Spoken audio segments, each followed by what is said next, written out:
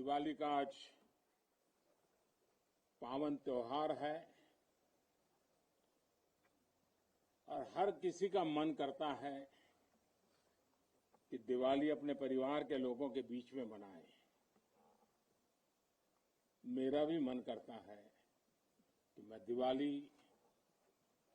मेरे परिवारजनों के बीच में मनाऊं और इसीलिए हर दिवाली मैं मेरे परिवारजनों के बीच मनाने के लिए आता हूं, क्योंकि आप मेरे परिवारजन हैं, मैं आपका परिवार का साथी हूं। तो मैं यहां प्रधानमंत्री के रूप में नहीं आया हूं, मैं आपके परिवार के एक सदस्य के रूप में आया हूं। आप सभी के बीच आना, जो भाव अपने परिवार के बीच जाकर के होता है, वही भाव मेरे मन में होता है।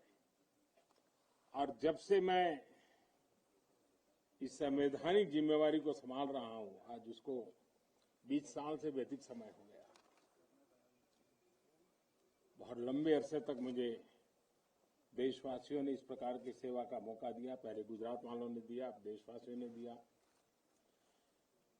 लेकिन मैंने हर दिवाली सीमा पर तैनात आप मेरे परिवारजनों के बीच बिताई है। आज मैं फिर आपके बीच आया हूं, आपसे एक नई ऊर्जा लेकर के जाऊंगा, नया उमंग लेकर के जाऊंगा, नया विश्वास लेकर के जाऊंगा। लेकिन मैं अकेला नहीं आया हूं, मैं मेरे साथ 130 करोड़ देशवासियों के आशीर्वाद आपको लेकर के आया हूं। ढेर सारा आशीर्वाद लेकर के आया हूं आपके लिए। आज शाम को दिवाली पर एक दिया आपकी वीरता को, आपके शौर्य को, आपके पराक्रम को, आपके त्याग और तपस्या के नाम पर, और जो लोग देश की रक्षा में जुटे हुए हैं, ऐसे आप सबके लिए हिंदुस्तान का हर नागरिक वो दिए की ज्योत के साथ आपको अनेक अनेक शुभकामनाएं भी देता रहेगा।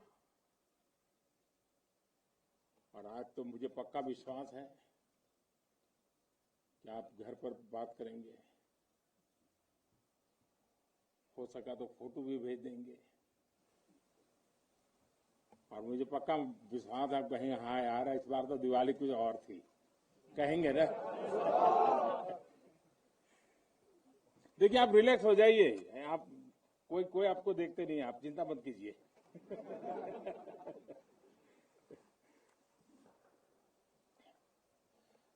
अच्छा, आप ये भी बताएंगे ना तो मिठाई भी बहुत खाई थी, नहीं बताएंगे तो बोलो ना। साथियों, आज मेरे सामने देश के जो वीर हैं, देश की जो वीर बेटियां हैं, वो भारत मां की ऐसी सेवा कर रहे हैं जिसका सौभाग्य हर किसी को नहीं मिलता है। किसी किसी को ही मिलता है जो सौभाग्य आपको मिला है। मैं देख रहा हूं, मैं महसूस कर रहा हूं, आपके चेहरे के उन मजबूत भावों को मैं देख रहा हूं। आप संकल्पों से भरे हुए हैं और यही आपके संकल्प, यही आपके पराक्रम की पराकाष्ठा करने की भावनाएं, चाहे हिमालय हो, रेगिस्तान हो, बर्फीली चोटियां हो, गहरे पानी हो, कहीं पर भी आप लोग मां भारती का एक जीता जागता सुरक्षा कवच है। आपके सीने में वो जज्बा है जो 130 करोड़ देशवासियों को भरोसा होता है, वो चैन की नींद सो सकते हैं। आपके सामर्थ्य से देश में शांति और सुरक्षा, एक निश्चिंतता होती है, एक विश्वास होता है। आपके पराक्रम की वजह से हमारे पर्वों में प्रकाश फैलता है, खुशियां भर जाती हैं, हमारे पर्वों में चार चांद लग जाते हैं। अभी दीपावली के बाद गोवर्धन पूजा, फिर भैया दूज और छठ पर्व भी बिल्कुल गिनती के दिनों में सामने आ रहा है।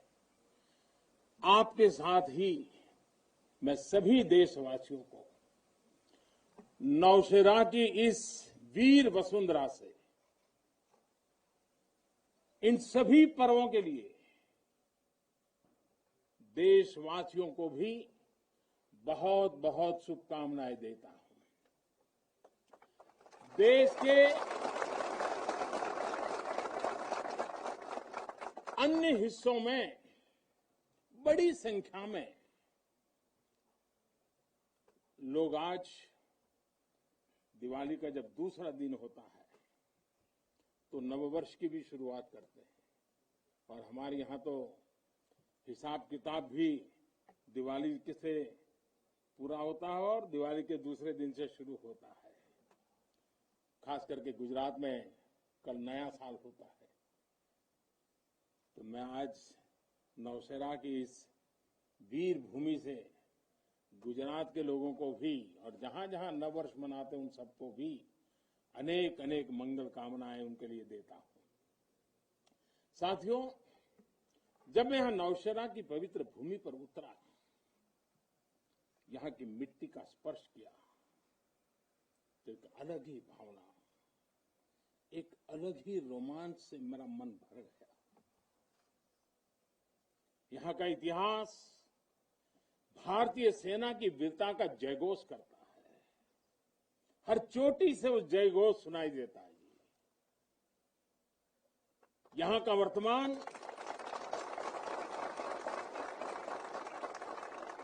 वर्तमान आप जैसे वीर जवानों की वीरता का जीता जागता उदाहरण है।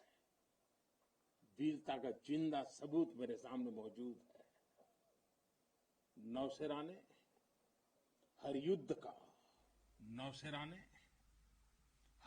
का, हर छद्म का, हर षड्यंत्र का माकूल जवाब देकर कश्मीर और श्रीनगर के प्रहरी का काम किया है। आजादी के तुरंत बाद ही दुश्मनों ने इस पर नजर खड़ा करके रखी हुई थी। नौशेरा पर हमला हुआ, दुश्मनों ने ऊंचाई पर बैठकर इस पर कब्जा जमाने की कोशिश की, और अभी जो मुझे पूरा वृत्त वीडियो समेत सारी चीजें मुझे देखना समझने का मौका मिला, और मुझे खुशी है कि नौशेरा के जाबाजों के शौर्य के सामने सारी साजिशें धरी की धरी रह गई। दोस्तों, भारत माता की जय! भारत माता की जय! भारत माता की जय! भारतीय सेना की ताकत क्या होती है, इसका एहसास दुश्मन को शुरुआत के दिनों में ही लग गया था जी। मैं नमन करता हूं नौशेरा के शेर ब्रिगेडियर मोहम्मद उस्मान को, नायक जदुनाथ सिंह जी को, जिन्होंने देश की रक्षा के लिए अपना सर्वोच्च बलिदान दिया। मैं प्रणाम करता हूं लेफ्टिनेंट आर राणे को, जिन्होंने भारतीय सेना की जीत का रास्ता प्रशस्त किया था। ऐसे कितने ही वीरों ने नौशेरा की इस धरती पर गर्व की गाथाएं लिखी, अपने रक्त से लिखी हैं, अपने पराक्रम से लिखी हैं, अपने पुरुषार्थ से लिखी हैं, देश के लिए जीने मरने के संकल्पों से लिखी है। अभी मुझे, ये मेरा सौभाग्य था कि दिवाली के इस पवित्र त्योहार पर मुझे आज दो ऐसे महापुरुषों के आशीर्वाद प्राप्त करने का सौभाग्य मिला वो मेरे जीवन में एक प्रकार से अनमोल विरासत है।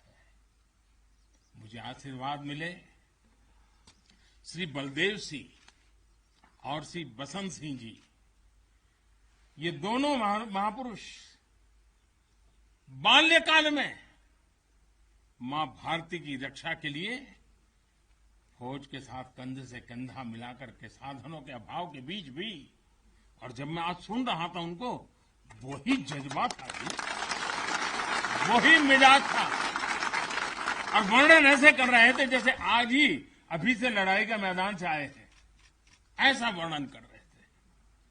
आजादी के बाद हुए युद्ध में ऐसे अनेकों स्थानीय किशोरों ने ब्रिगेडियर मोहम्मद उस्मान के मार्गदर्शन से बाल सैनिक की भूमिका निभाई थी।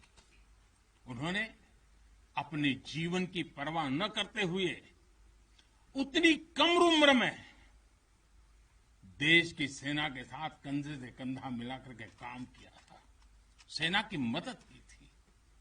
नौशेरा के शौर्य का ये सिलसिला तब से जो शुरू हुआ, न कभी रुका है, न कभी झुका है। यही तो नौशेरा है।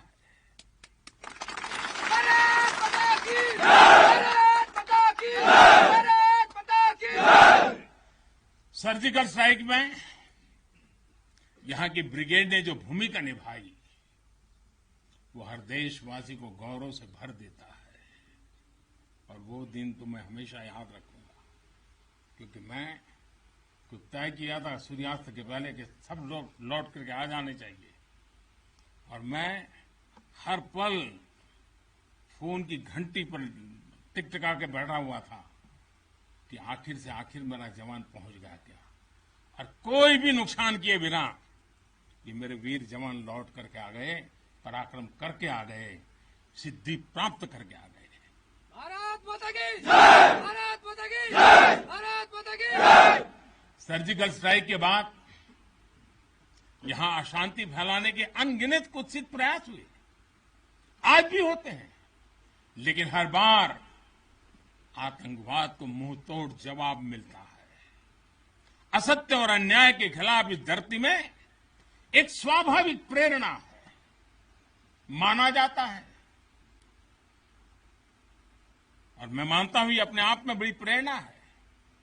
ऐसा माना जाता है कि पांडवों ने भी अज्ञातवास के दौरान अपना कुछ समय इसी क्षेत्र में व्यतीत किया था। आज आप सबके बीच आकर मैं अपने आप को यहां की ऊर्जा से जुड़ा हुआ महसूस कर रहा हूं। साथियों, इस समय देश अपनी आजादी के 75 वर्ष का पर्व मना रहा है। आजादी का अमृत महोत्सव गुलामी के लंबे कालखंड में असंख्य बलिदान देकर हमने ये आजादी हासिल की है। इस आजादी की रक्षा करने का दायित्व हम सभी हिंदुस्तानियों के सर पे है, हम सबकी जिम्मेवारी है। आजादी के अमृत काल में हमारे सामने नए लक्ष्य हैं, नए संकल्प हैं, नई चुनौतियां भी हैं। ऐसे महत्वपूर्ण कालखंड में आज का भारत अपनी शक्तियों को लेकर भी सजग है और अपने संसाधनों को लेकर भी।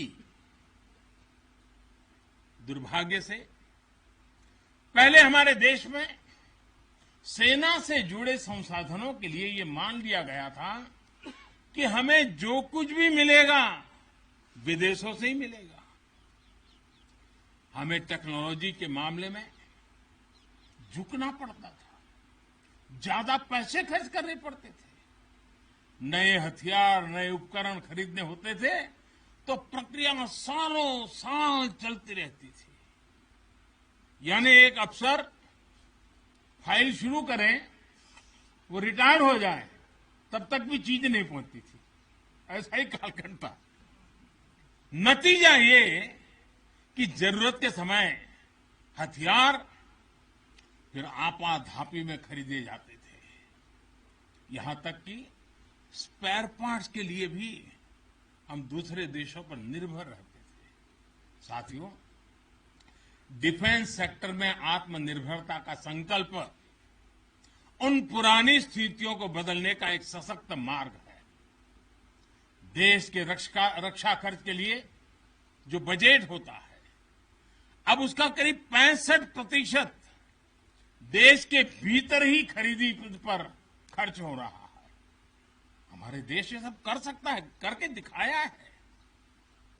एक अभूतपूर्व कदम उठाते हुए अब भारत ने ये भी तय किया है कि 200 से ज्यादा साजो सामान और उपकरण अब देश के भीतर ही खरीदे जाएंगे। आत्मनिर्भर भारत का यही तो संकल्प है। अगले कुछ महीनों में इसमें और सामान जुड़ने वाले हैं। देश को आत्मनिर्भर बनाने वाली ये पॉजिटिव लिस्ट और लंबी हो जाएगी।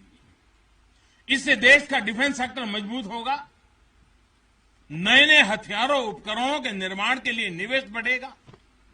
साथियों, आज हमारे देश के भीतर अर्जुन टैंक बन रहे हैं, तेजस जैसे अत्याधुनिक लाइट कॉम्पैक्ट एयरक्राफ्ट बन रहे हैं। अभी विजयादशमी के दिन 7 नई डिफेंस कंपनियों को भी राष्ट्र को समर्पित किया गया है। हमारी जो ऑर्डिनेंस फैक्ट्रीज थी, वो अब स्पेशलाइज्ड सेक्टर में आधुनिक रक्षा उपकरण बनाएगी। आज हमारा प्राइवेट सेक्टर भी राष्ट्र रक्षा के संकल्प का सारथी बन रहा है। हमारे कई नए डिफेंस स्टार्टअप्स आज अपना परचम लहरा रहे हैं। हमारे नौजवान 20, 22, 25 साल के नौजवान क्या क्या चीजें लेकर के आ रहे हैं, गर्व होता है। साथियों, उत्तर प्रदेश और तमिलनाडु में बन रहे डिफेंस कॉरिडोर इस स्पीड को और तेज करने वाले हैं। ये सारे कदम जो आज हम उठा रहे हैं, वो भारत के सामर्थ्य के साथ साथ डिफेंस एक्सपोर्टर के रूप में हमारी पहचान को भी सशक्त करने वाले हैं। साथियों, हमारे शास्त्रों में कहा गया है, को अति भारः समर्था नाम, यानी जो समर्थ होता है उसके लिए अति भार मायने नहीं रखता। वो सहज ही अपने संकल्पों को सिद्ध करता है। इसलिए आज हमें बदलती दुनिया, युद्ध के बदलते स्वरूप के अनुसार ही अपनी सैन्य शक्ति को भी बढ़ाना है, उसको नए ताकत के साथ ढालना भी है। हमें अपनी तैयारियों को दुनिया में हो रहे इस तेज परिवर्तन के अनुकूल ही ढालना ही होगा। हमें मालूम है किसी समय हाथी घोड़े पर लड़ाइयां होती थी। अब कोई सोच नहीं सकता हाथी घोड़े की लड़ाई, रूप बदल गया। पहले शायद युद्ध के रूप बदलने में दशकों लग जाते होंगे, शताब्दियां लग जाती होगी। आज तो सुबह एक तरीका होगा तो शाम को दूसरा तरीका होगा लड़ाई का। इतनी तेजी से टेक्नोलॉजी अपनी जगह बना रही है। आज की युद्ध कला सिर्फ ऑपरेशंस के तौर तरीकों तक ही सीमित नहीं है। आज अलग अलग पहलुओं में बेहतर तालमेल, टेक्नोलॉजी और हाइब्रिड टैक्टिक्स का उपयोग बहुत बड़ा फर्क डाल सकता है। संगठित नेतृत्व एक्शन में बेहतर समन्वय आज बहुत जरूरी है। इसलिए बीते समय से हर स्तर पर लगातार रिफॉर्म्स किए जा रहे हैं। चीफ ऑफ डिफेंस स्टाफ की नियुक्ति हो या डिपार्टमेंट ऑफ मिलिट्री अफेयर्स का गठन, ये हमारी सैन्य शक्ति को बदलते समय के साथ कदम ताल करने में अहम रोल निभा रहे हैं। साथियों, आधुनिक बॉर्डर इंफ्रास्ट्रक्चर भी हमारी सैन्य ताकत को और मजबूत करने वाला है। सीमावर्ती इलाकों की कनेक्टिविटी को लेकर पहले कैसे काम होता था, ये आज देश के लोग, आप सभी भली भांति जानते हैं। अब आज लद्दाख से लेकर के अरुणाचल प्रदेश तक, जैसलमेर से लेकर के अंडमान निकोबार द्वीप तक, हमारे बॉर्डर एरियाज में, हमारे समुद्री तट पर, जहां सामान्य कनेक्टिविटी भी नहीं होती थी, आज वहां आधुनिक रोड, बड़े बड़े टनल्स, पूल और ऑप्टिकल फाइबर जैसे नेटवर्क बिछाए जा रहे हैं। इससे हमारी डिप्लॉयमेंट कैपेबिलिटी में तो भूतपूर्व सुधार हुआ ही है। सैनिकों को भी अब बहुत अधिक सुविधा हो रही है। साथियों, नारी शक्ति को नए और समर्थ भारत की शक्ति बनाने का गंभीर प्रयास बीते 7 सालों में हर सेक्टर में किया जा रहा है। देश की रक्षा के क्षेत्र में भी भारत की बेटियों की भागीदारी अब नई बुलंदी की तरफ बढ़ रही है। नेवी और एयरफोर्स में अग्रिम मोर्चों पर तैनाती के बाद अब आर्मी में भी महिलाओं की भूमिका का विस्तार हो रहा है।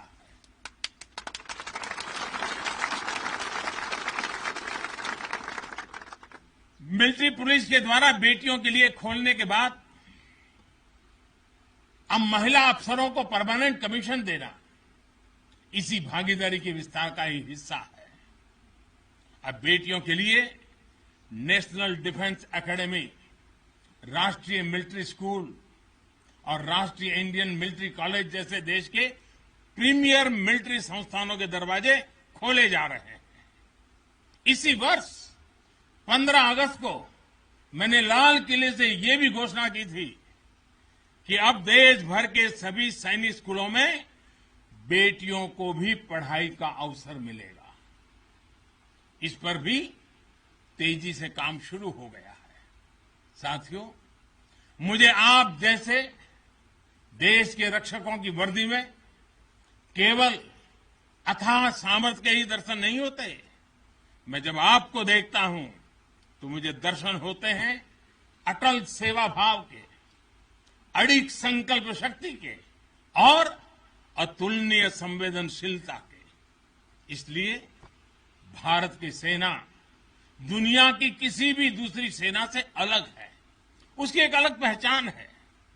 अब विश्व की शीर्ष सेनाओं की तरफ एक प्रोफेशनल फोर्स तो है ही, लेकिन आपके मानवीय मूल्य, आपके भारतीय संस्कार आपको औरों से अलग एक असाधारण व्यक्तित्व के धनी बनाते हैं।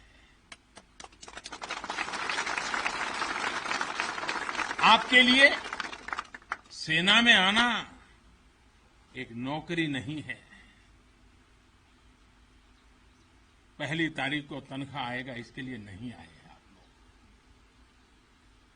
आपके लिए सेना में आना एक साधना है, साधना। जैसे कभी ऋषि मुनि साधना करते थे ना, मैं आपके हर एक के भीतर वो साधक का रूप देख रहा हूं। और आप मां भारती की साधना कर रहे हैं। आप जीवन को उस ऊंचाई पर ले जा रहे हैं कि जिसमें 130 करोड़ देशवासियों की जिंदगी जैसे आपके भीतर समाहित हो जाती है। ये साधना का मार्ग है। और हम तो भगवान राम में अपने सर्वोच्च आदर्श खोजने वाले लोग हैं। लंका विजय करने के बाद भगवान राम जब अयोध्या लौटे थे तो यही उद्घोष करके लौटे थे, अपि स्वर्णमयी लंका न मे लक्ष्मण रोचते, जननी जन्मभूमिश्च स्वर्गादपि गरीयसी। यानी सोने और समृद्धि से भरपूर लंका को हमने जीता जरूर है, लेकिन हमारी ये लड़ाई हमारे सिद्धांत और मानवता की रक्षा के लिए थी। हमारे लिए तो हमारी जन्मभूमि हमारी है, हमें वहीं लौटकर उसी के लिए जीना है। भारत माता की जय। भारत की भारत माता की। और इसलिए जब प्रभु राम लौटकर आए तो पूरी अयोध्या ने उनका स्वागत एक मां के रूप में किया। अयोध्या के हर नर नारी ने, यहां तक कि पूरे भारतवर्ष ने दिवाली का आयोजन कर दिया। यही भाव हमें औरों से अलग बनाता है। हमारी यही उदात्त भावना हमें मानवीय मूल्यों के उस अमर शिखर पर विराजमान करती है जो समय के कोलाहल में, सभ्यताओं के हलचल में भी अड़िग रहती है।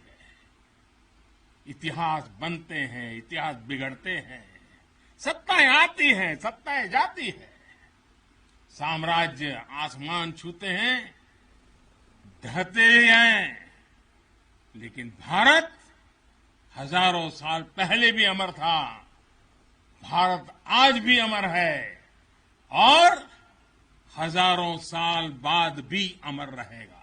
भारत माता की।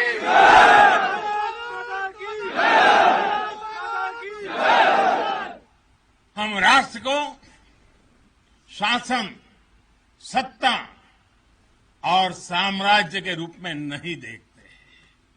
हमारे लिए तो ये साक्षात जीवंत आत्मा है। इसकी रक्षा हमारे लिए केवल भौगोलिक रेखाओं की रक्षा भर नहीं है।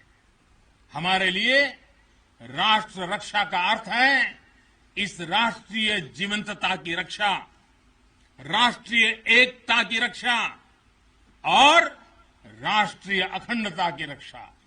इसलिए हमारी सेनाओं में आकाश छूता शौर्य है तो उनके दिलों में मानवता और करुणा का सागर भी है। इसलिए हमारी सेनाएं केवल सीमाओं पर ही पराक्रम नहीं दिखाती। जब देश को जरूरत पड़ती है तो आप सब आपदा, विपदा, बीमारी, महामारी से देशवासियों की हिफाजत के लिए मैदान में उतर आते हैं। जहां कोई नहीं पहुंचे वहां भारत की सेनाएं पहुंचे।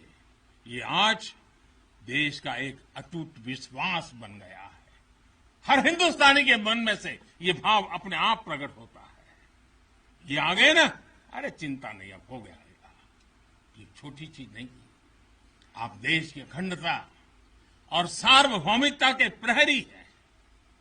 एक भारत श्रेष्ठ भारत के संकल्प के प्रहरी हैं। मुझे पूरा भरोसा है कि आपके शौर्य की प्रेरणा से हम अपने भारत को शीर्ष ऊंचाइयों तक लेकर जाएंगे। साथियों, दीपावली की आपको भी शुभकामना है, आपके परिवारजनों को शुभकामना है और आप जैसे वीर बेटे बेटियों को जन्म देने वाली उन माताओं को भी मेरे प्रणाम है। भारत माता की जय। भारत माता की जय। भारत माता की जय। मैं फिर एक बार आप सबको दीपावली की अनेक अनेक शुभकामनाएं देता हूं।